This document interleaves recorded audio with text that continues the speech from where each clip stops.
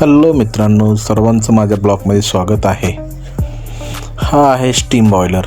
इथं पाण्याची वाफ बनवली जाते आणि पुढे प्रोसेसिंगला दिली जाते। इथं मक्काची गाडी आलेली आहे आणि गाडी खाली करायला चालू आहे। मक्का घेऊन बेल्टवर इथं टाकल्या जाते आणि ही मक्का इथून समोर व्हायब्रेटर जाळी आहे। समोर बेल्टद्वारे मक्का जाते।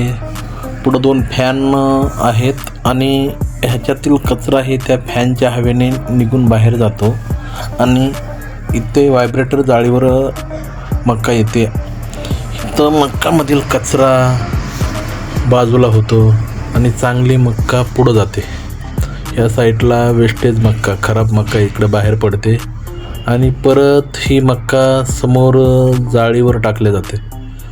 इथं डबल जाळी आहे, कारण चांगली मक्का खाली जाते आणि जे एवढे खराब आहे ते वरती राहते। मग इथं चाळण केल्यानंतर समोर कॅरेटमध्ये भरून ते मक्का समोर स्टीमरला घेऊन जाते आणि हे मक्का पुढं शिजवले जाते आणि शिजल्यानंतर हे काढले जाते।